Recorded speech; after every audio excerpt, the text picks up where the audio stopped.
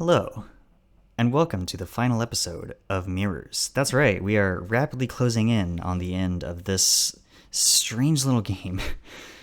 So, last time, it turns out that Connors was a northern sorcerer and he led David and Susanna into a trap at Stonehenge, where it was only thanks to the timely intervention of the two detectives that they were able to escape with their lives. And then, shortly after, they had a decision to make.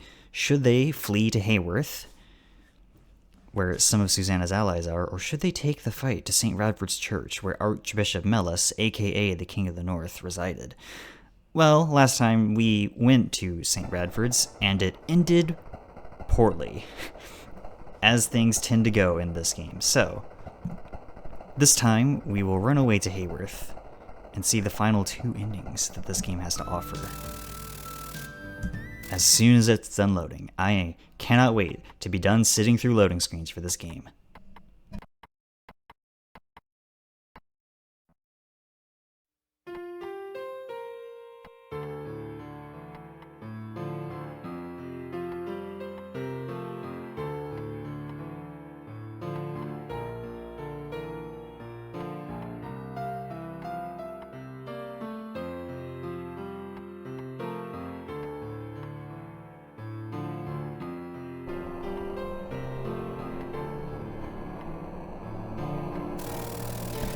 You're right.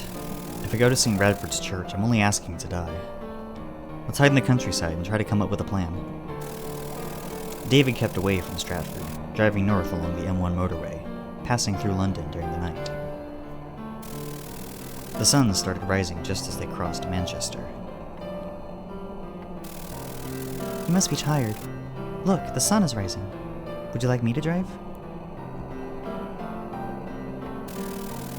I heard when the sky gets brighter you start relaxing and feeling tired. Yes, let's switch before we have an accident. David stopped the car and let Susanna take the wheel, while a dog barked outside the narrator's window for reasons inscrutable to man or God.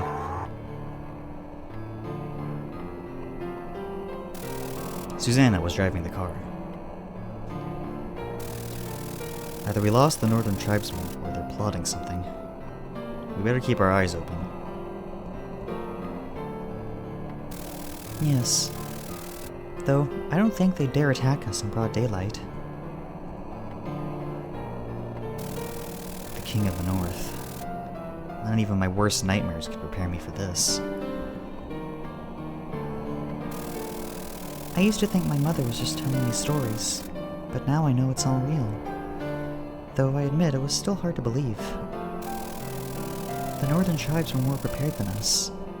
I should have trusted her words more and confided in you earlier.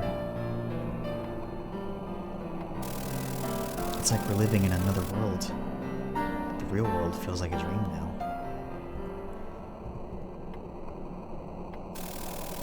And I wish we could wake up and leave the King of the North behind. David, you must be tired. Why don't you sleep for a while? I'll wake you up once we're in Haworth. You're right. Who knows what might happen tonight? I'd better catch a few Z's.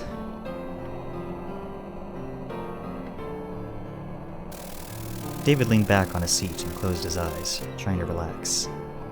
Meanwhile, Susanna kept driving through the countryside. Eventually, the fields turned to meadows. A winding road went up and down the hills.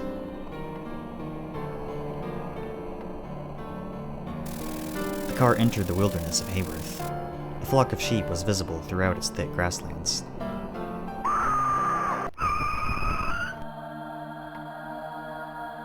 Suddenly, Susanna shrieked and slammed the brakes. David woke up and looked outside the window. A group of shepherds were surrounding their car. What's going on? Who are these people? I don't know.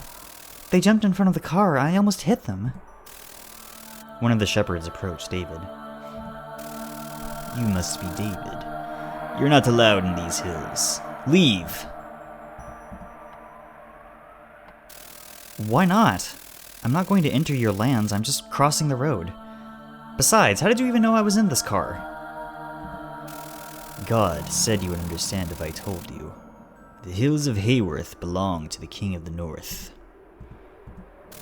What? The King of the North? Then you're all northern tribesmen. We're just shepherds. I'm simply repeating the words of our god, the King of the North. I'm not the only one who heard them. Everyone in our village did. He told us that if we let you pass, you would become the Devil King, and in order to challenge God, you would call down a dark storm that will turn these lands into an arid wasteland. Without grass, we won't be able to feed our sheep.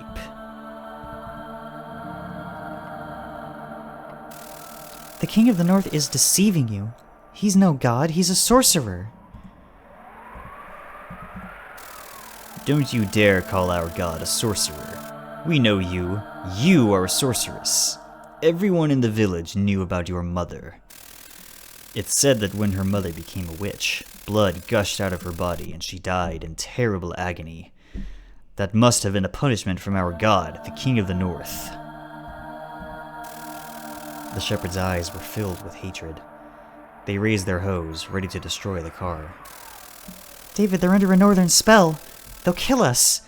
But if we go back, we'll be running into the northern tribesmen. I'm flooring the pedal. Hang tight. Susanna revved the engine and stepped on the gas pedal, pushing the shepherds out of the way.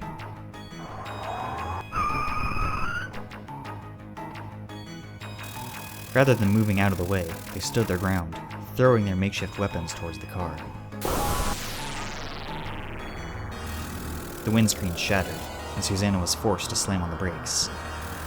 David, get out of the car and run!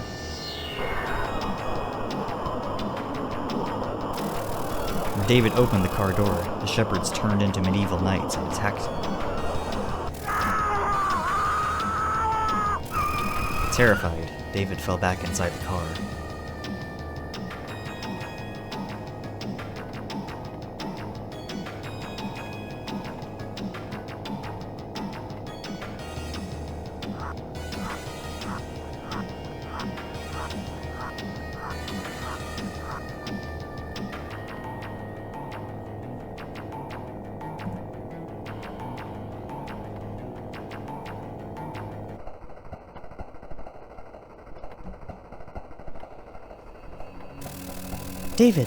David, wake up! It's just a dream!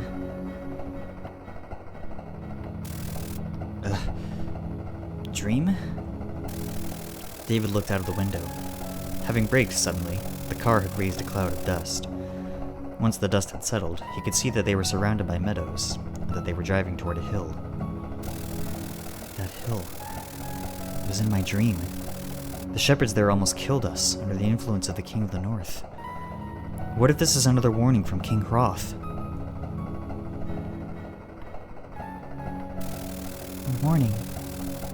So you're saying that there are shepherds waiting to kill us? In my dream, you were driving. Let me take the wheel now.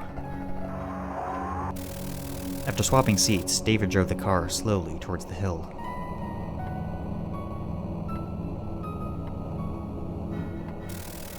They reached the top of the hill. The road ahead crossed a wide, flat prairie. It's a bit further. The grassland was very thick, and there was a flock of sheep. I think it was over there.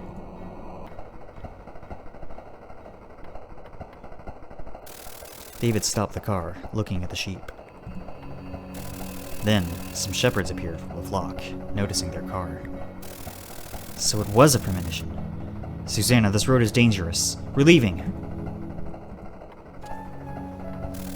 But this is the only way to my home. And if we turn back, we might run into the northern tribesmen. Caught between his dream and reality, David did not know what to do. What if your dream was actually an illusion the King of the North sent to slow us down?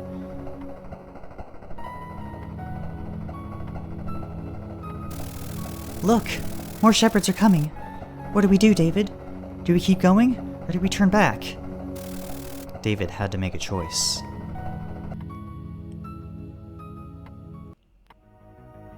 Not the player, though.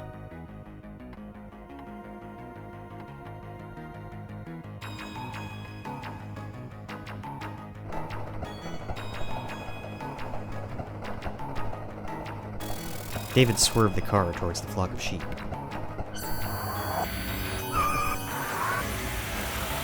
The car drove through the sheep at a dangerous speed.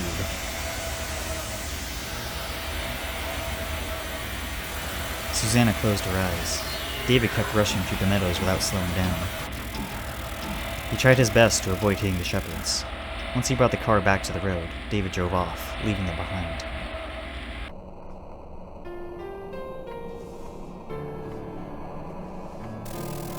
When the car started slipping on the grass, I thought we'd roll over, but you actually kept her steady. You're like a professional racer. It was just luck. When we started slipping, I was panicking, and I was randomly turning the wheel. It just happened to work fine.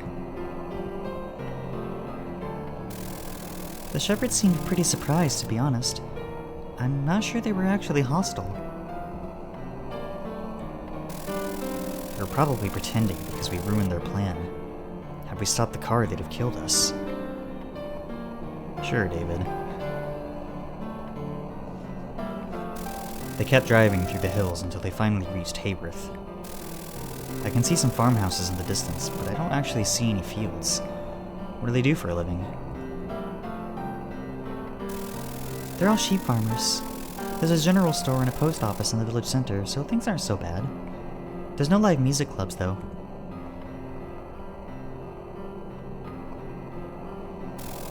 After driving along the same scenery for a while, they eventually reached a railroad. Following the tracks, they came upon a settlement of stone houses. It was the center of Haworth. We should buy some food.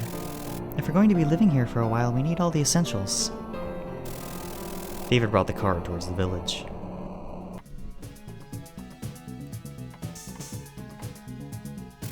Once they arrived, they got out of the car and went inside the general store. They bought as much as they could fit in the car. The Lands live here in this village. They're old friends of my mother's, and sorcerers as well. We'll be in their care for a while. I want to introduce you to them. Sounds good. David and Susanna headed towards the Land's residence.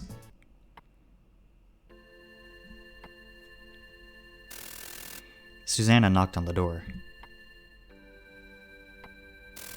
A middle-aged woman answered the door. She was surprised to see Susanna. Oh my, Susanna. You're here early.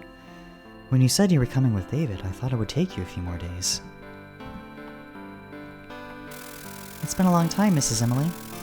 There's a reason we're here so early. Is Mr. Lands here? He is. Come on in. You must be David. I'm Lands' wife, Emily. Please, make yourself at home. Before David could even reply, Emily went back inside to call her husband. Susanna led him inside.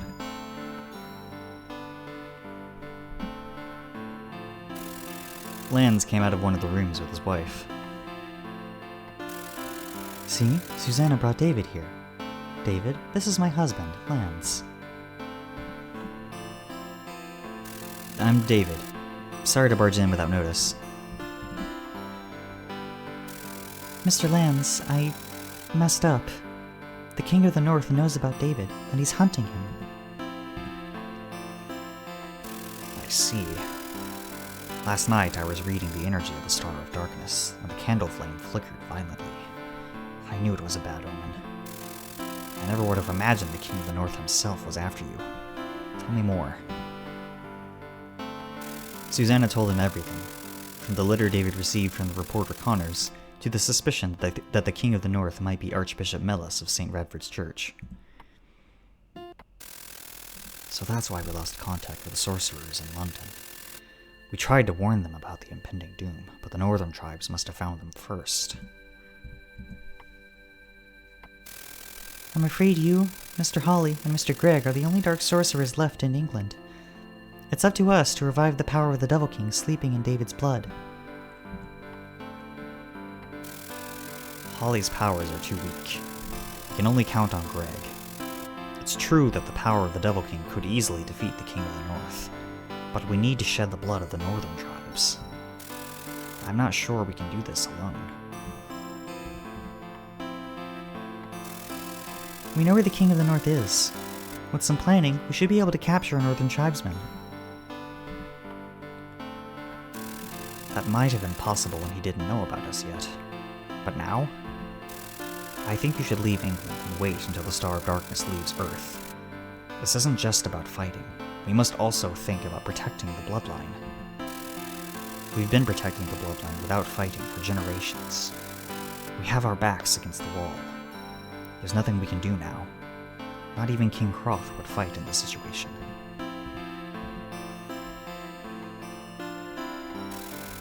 Are you asking us to run away from the King of the North? If we did that, our children would have to suffer the same fate. No, we have to kill the King of the North while we have a chance. I have thoughts about this particular line of conversation, but I'll save it for the end. Suffice to say that it irks me. Once the energy of the Star of Darkness is gone, both the Northern and the Dark Sorcerers will return to a normal life. We wouldn't have to worry about the King of the North for the next 300 years. Let's go back to my mother's castle and think about it. Please call Mr. Gregg. I'd like to hear his opinion as well. I'm still convinced that we could capture a northern tribesman. We can defend ourselves from a spell cast by a northern sorcerer, but not one cast by the King of the North. I'll contact Greg and join you at the castle as soon as possible. We have to make our choice quickly before it's too late.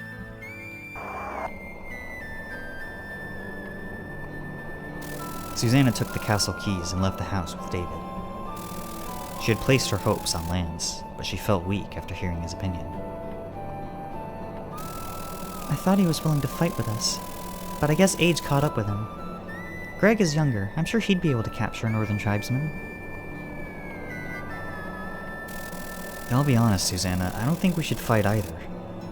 What can two sorcerers do against their organization? I have this power, but I can't control it. I wish the Devil King inside me would tell me his opinion. No, you don't. Trust me on that. It seems that power only manifests when you're sleeping or unconscious. It's likely that only once your two consciousnesses merge together will you be able to control the power of the Devil King.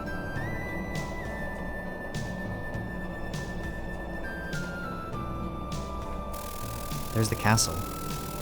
So that's your house? I feel like I've seen it before, but I've never been to Haworth. When was it? A small castle came into view on an otherwise empty hill. David turned the wheel right and stepped on the gas, driving towards the castle.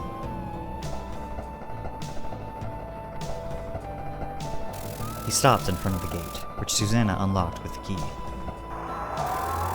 Once the car passed through the gate, Susanna locked it shut once again.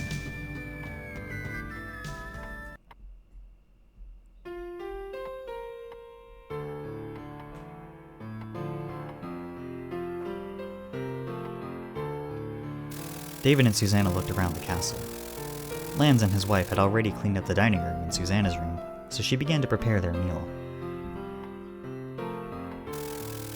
We arrived ahead of schedule, so only a few rooms are ready. The dining room and my room are clean, so we can live here for a while. If it weren't for the King of the North, this would have been our fun holiday. Why does it have to be like this? It's ready. You must be starving. You've been on the run since last night. David had no appetite. He could feel the King of the North breathing down his neck. Excuse me. But once Susanna placed a plate in front of him, he started eating ravenously. After the meal, David started feeling sleepy. And yet, he did not want to sleep, fearing he might have another nightmare. Now that I'm full, I'm feeling sleepy. Why don't we both sleep in my room? I'm sleepy as well, but I'm afraid I'm going to have another nightmare. Promise me to wake me up if you think I'm having one.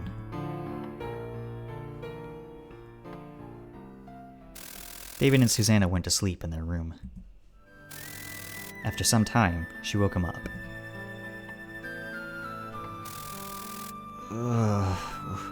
What happened? Sorry. You were sleeping soundly, so I considered not waking you up. But I thought you might have a nightmare if I left you alone.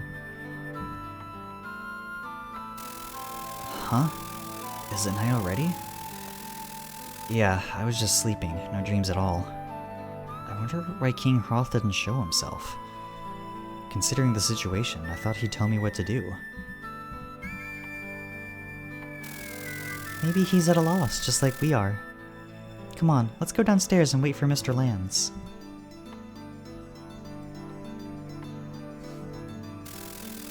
Susanna took a lit candle and walked down the stairs to the dining room with David. Then she made some coffee to stave off sleep. According to David's watch, it was 11 p.m., but Lands was nowhere to be seen. The castle had no telephone, so they could only wait. I bet it must be a pain in the ass to install modern amenities inside an old castle. 'Cause, like, those buildings weren't built for such things. I wonder. Around midnight, they heard the sound of a car engine, and they saw the gate opening. The car's headlights shone through the window. Lands came running, leaving the car outside. Susanna hurried to open the door. Susanna and Lands entered the living room. It's about Greg. He's dead. It must have been the King of the North's deathly curse. I called him, and he said he'd come as soon as possible, but he was taking too long, and I was worried. Then he called me on the phone. He was calling from a restaurant outside Haworth. He said he noticed a car tailing him. I told him to stay there and that I'd come to him instead. He told me not to come, that it was too dangerous, and hung up. I decided to go anyway, and drove towards that restaurant. Then I found him, right at the entrance of Haworth. His car was smashed, and he was dead. I didn't see anyone nearby, but there's never been any robberies around these parts. He was killed by northern tribesmen, I'm sure of it. Susanna, you and David must leave at once. There's no time for discussions.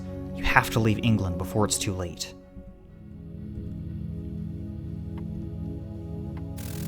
That's impossible. I left my passport at the office.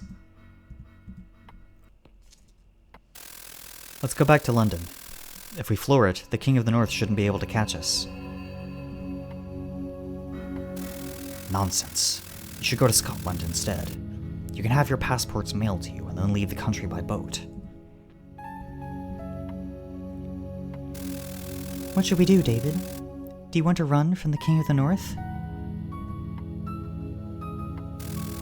I'm willing to go to the other side of the planet to live with you. I hate the idea of running away without a fight. What about all the dark sorcerers who gave their lives for us?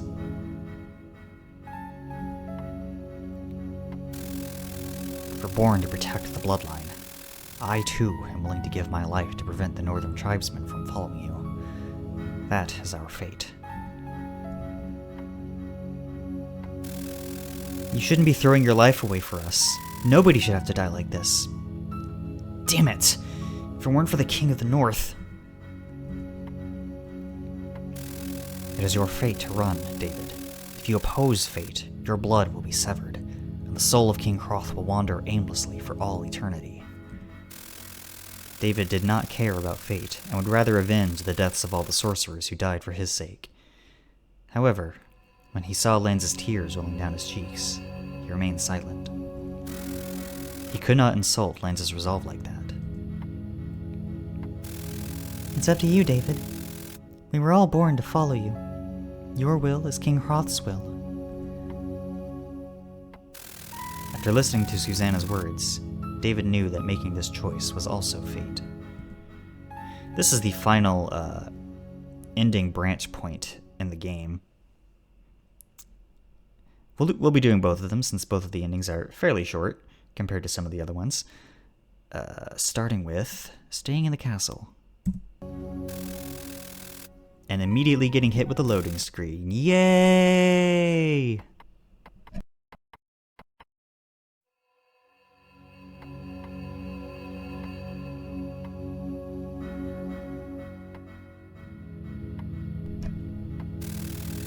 Did you make up your mind?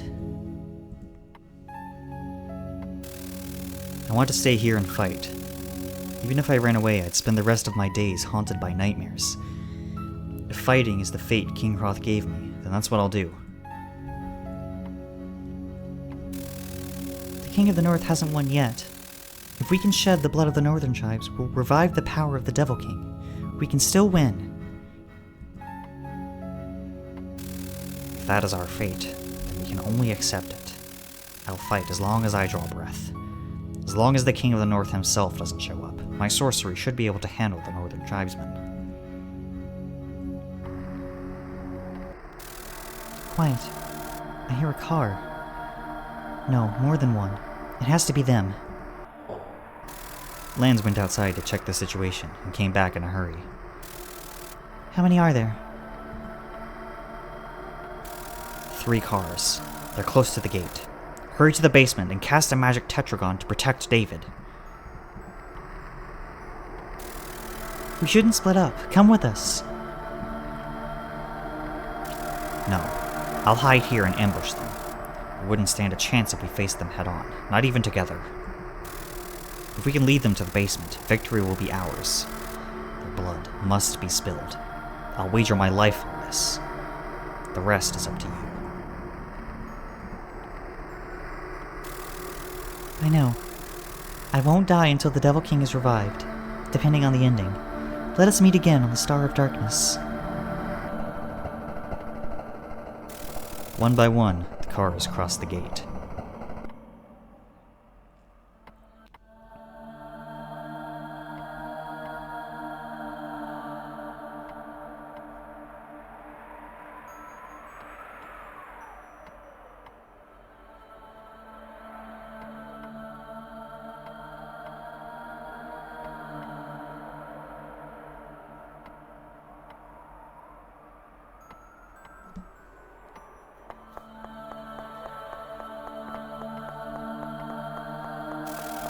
Susanna grabbed David's hand, and they ran into the corridor leading down to the basement, holding a candle.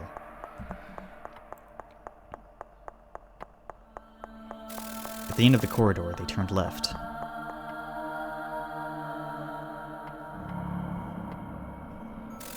After a while, they reached a door. Susanna opened the door. Beyond it was a staircase going down.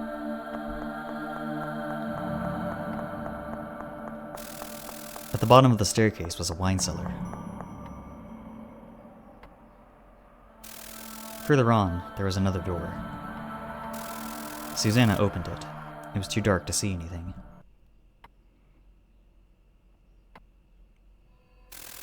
After Susanna lit the candles on the wall, an altar came into view. Once she lit its candles, the altar looked as if it was floating. Various ritual tools were lined up on top of it. She took 4 clay figures and placed them on specific markings on the floor. The markings seemed to point to the 4 cardinal directions.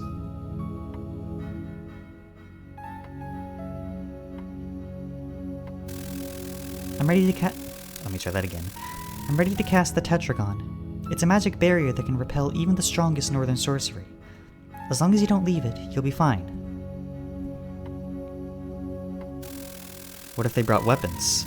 It might stop a spell, but I doubt it'll stop a bullet. The King of the North will be casting his curse, so he won't be coming here personally. Whoever comes here will know that I'm casting a spell, so they'll try to kill me. While they're distracted, you should stab them with this dagger and look at their blood. I'm a dark sorceress. I'm more than glad to sacrifice myself to stop the King of the North. So you're just going to die? Screw that. I'd rather run if I have to lose you to defeat the King of the North. It's not like I want to die. King Croth will save me if he thinks he needs me. That's why I must be ready for anything to win. Susanna closed the door, picked up a dagger from the altar, and gave it to David. This is a cursed dagger. A single scratch and all blood will gush out from their body. Can you do it? I don't think I can go for the vitals, but if I just need to scratch them anywhere, I should be fine. Susanna, please, don't get yourself killed. Do you think Mr. Lands is fine?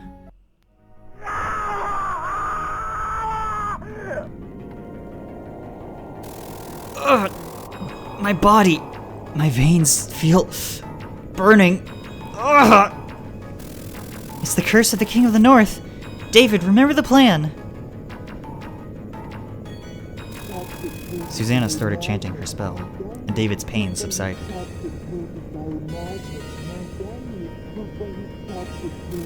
While David could hear Susanna's spell, he could not hear the King of the North's chant. I'm deeply curious what Susanna's chanting voice line here is. It's way too muffled for me to be able to make out distinct syllables. Maybe someone out in the audience can decipher that. After some time, Susanna's forehead was beaded with sweat. Her chant seemed to be losing intensity. David stared at the door, dagger at the ready. Nobody seemed intent on opening it. Then, someone screamed beyond the door. David thought it was the voice of Lance. His ambush must have failed, and he had been killed. Then he heard the footsteps of multiple people coming down the stairs. Lance had successfully led them their way. The door quaked with a dull sound. The northern tribesmen were ramming it. On the third strike, the door gave in. Yo, shout out to Street Fighter Third Strike. In order to protect Susanna, David was prepared to kill whoever came in first. But nobody did. He looked at Susanna, who was still chanting her spell. Then, a metal lump rolled across the floor, stopping near them. It was followed by more metal lumps.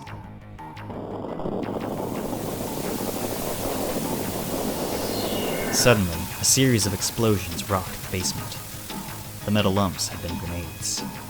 Neither David nor Susanna had time to realize it before the explosion enveloped them.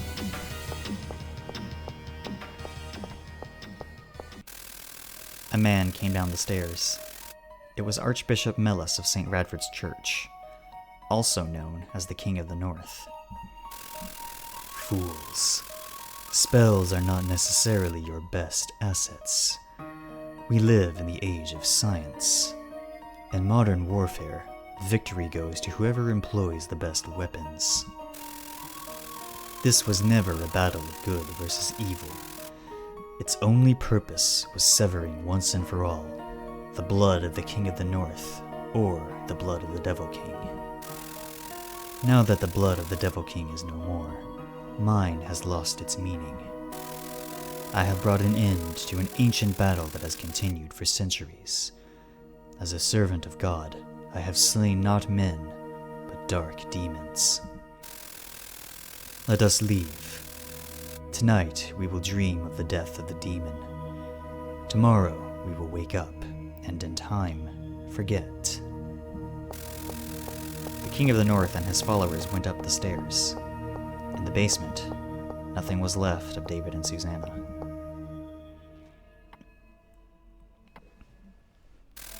The cars of the northern tribesmen were gone. Illuminated by starlight, the castle seemingly floated alone in the darkness. In a corner of the sky, one star was rapidly losing its light, as if mourning the loss of its master. It was like a broken mirror, whose fragments were sinking into the depths of the ocean, drifting deeper and deeper.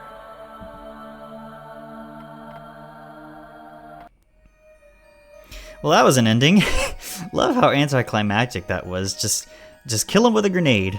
Very simple, very elegant. It is also very funny. Probably not intentionally so, but easily the funniest out of the various endings. Alright, now let's rewind and run the hell away. Straight into a loading screen. God damn it.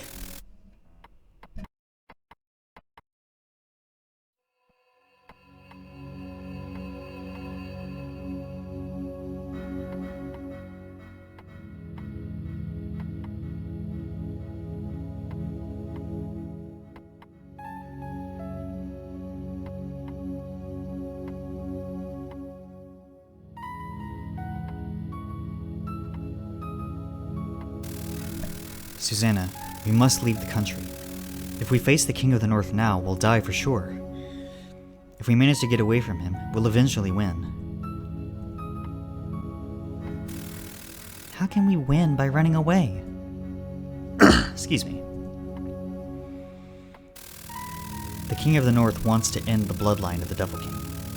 If we have children, they will carry on the bloodline. One day, King Hroth will come back and defeat the King of the North. Again, I have thoughts about this. We'll save it for later, though. That's right. As long as you protect the bloodline, one day your descendant will sever the blood of the King of the North. Don't try to defy fate in a moment of anger.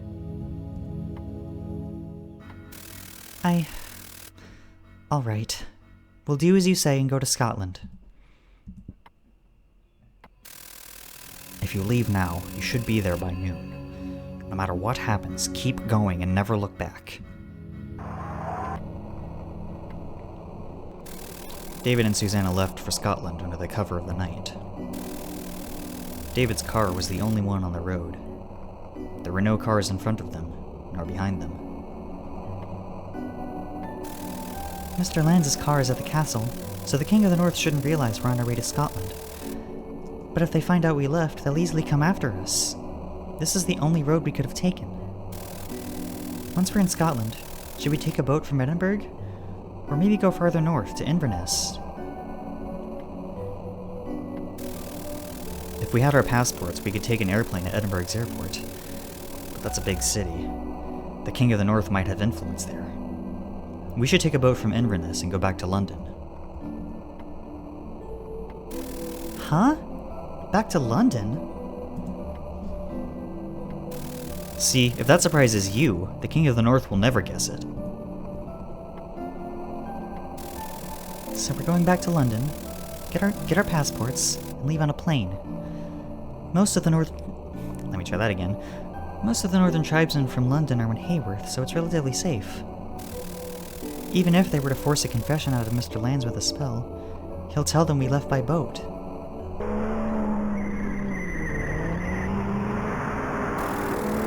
David, what's wrong?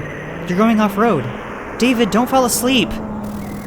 David's car went off-road, going at full speed across the meadows. David, what's wrong? Slow down! David's eyes were vacant. He did not seem to be listening to her. Did the King of the North cast a spell? David, stop the car! Susanna pushed David out of the way and stretched her leg to step on the brakes. However, she could not stop the car in time.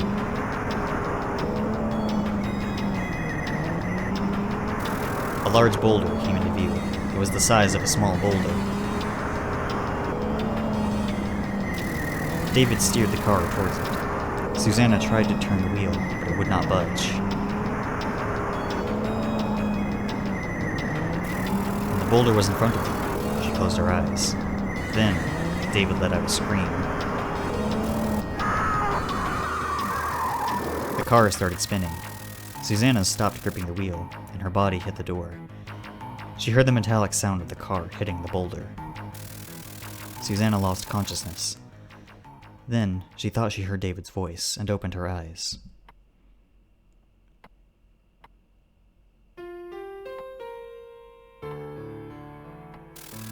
We're alive? King Hroth protected us from the King of the North's spell.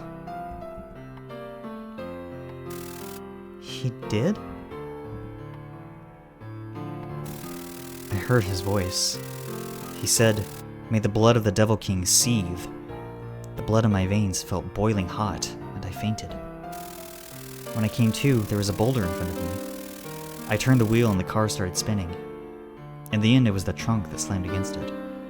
Are you hurt? I'm sore just about everywhere, but I'll survive. I guess we owe King Hroth our lives. He was trying to protect his bloodline. His final words were, "Susanna must carry on the blood of the Devil King." He wasn't really protecting us, just his blood. We're alive. That's what matters. Does the car work? That was the wrong emphasis on that sentence, but we're moving on. David tried starting the car. The engine seemed fine. He put the car in gear and tried to move.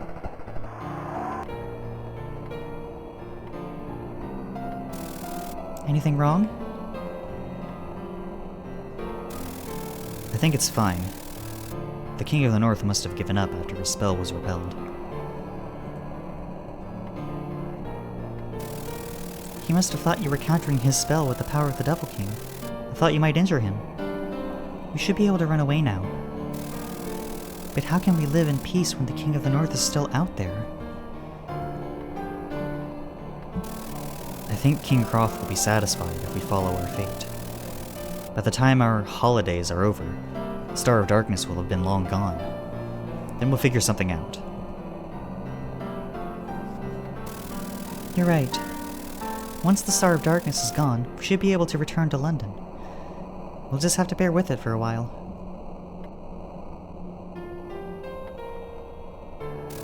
David's car kept driving towards Inverness.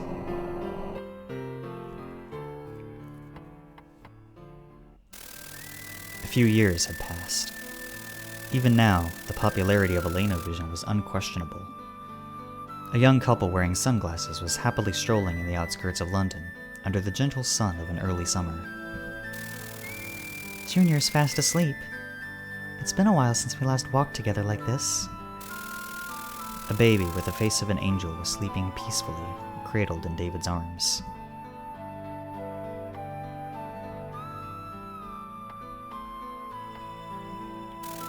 One block away, they noticed a group of priests wearing black robes. They were led by someone who was clearly a high-ranking priest, the dignified, pious archbishop.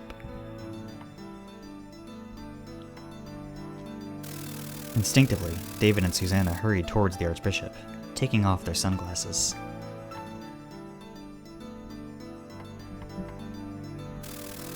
Ah, Mr. David. Even a humble man of the cloth like me knows about you. My, what a lovely baby. The Lord's blessing upon this child. Then, the baby's eyes fluttered open, and the archbishop thought he heard a voice in his head. See you in 300 years, accursed northern tribes. The archbishop shook his head. He figured he must have been hearing things due to his age. I am Archbishop Mellis of St. Radford's Church in Stratford. Feel free to visit if you're ever in the area. Thank you, Your Grace. Can you believe it, Susanna? A blessing from an archbishop. Junior will live a great life, I'm sure. Thank you again, Father. We'll definitely stop by your church. Come on, David, let's go. The Star of Darkness drifted away from Earth, taking those unpleasant memories with it. A bright spot flashed in a corner of the clear blue skies. It was reflecting a glimpse of the world 300 years from now, like a mirror.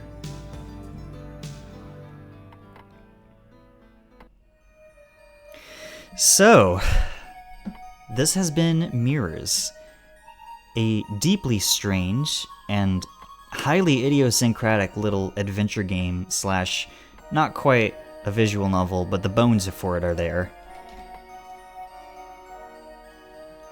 I don't regret reading this game, and I hope you all found some enjoyment following along with the, frankly, bonkers at times plotline. But I have some quibbles with it.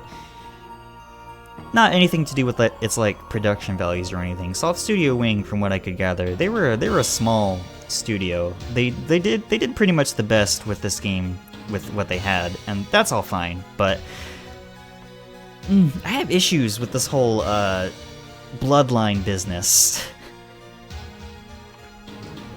So it seems from the ending there that the main people involved with this whole Devil King, King of the North war affair, David, Susanna, the Archbishop, it seemed like they all sort of forgot about this whole mess once the Star of Darkness left Earth's orbit. But, like, presumably the other sorcerers still know about it, since they've, like, presumably kept tabs on each other for the past few centuries. So, like, they would know about it. But, like, more importantly, this conflict wouldn't have to happen if the people involved just didn't have children. Like, y'all, you can just not have kids. Apparently, David seemingly apparently when you're a famous musician like David is, you kind of forget that you probably shouldn't be having unprotected sex with your literal manager after knowing them for like a month tops. But like even then, like while the Star of Darkness is still in orbit, you can drive down to the nearest clinic, get an abortion, and then if you really want children, you can just you can adopt. Adoption is a valid option. There are lots of kids out there that need families. You don't have to, God, nobody questioned for even a second that not having kids, was an option. It just wasn't even on the table for them.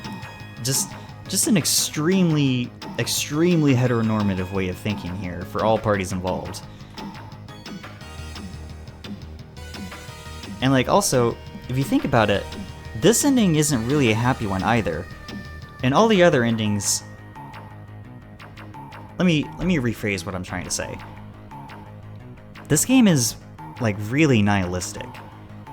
And all the other endings except for this one, no matter if David showed Susanna the letter from Connors or not, no matter if he embraced the power of the Devil King or not, he always dies. And Susanna always dies too. But even in this ending, where they escape the conflict by just running away, they're just dooming their descendants to repeating the cycle. Because again, just not having children apparently isn't an option here for whatever reason. And that relationship between Susanna and David is poisoned from the start because Susanna was manipulating him into becoming the Devil King literally the entire game across all the different endings. And the Northern Sorcerers, the Dark Sorcerers killed their old manager to facilitate this. We know this for a fact. So this couple got problems. They need therapy. Everybody, all of these sorcerers need therapy. But enough of me rambling. This video's gone on long enough. We're done with mirrors now, for better and for worse. I'll see you all in the next series, whatever that happens to be. Thank you for watching, sincerely. And farewell for now.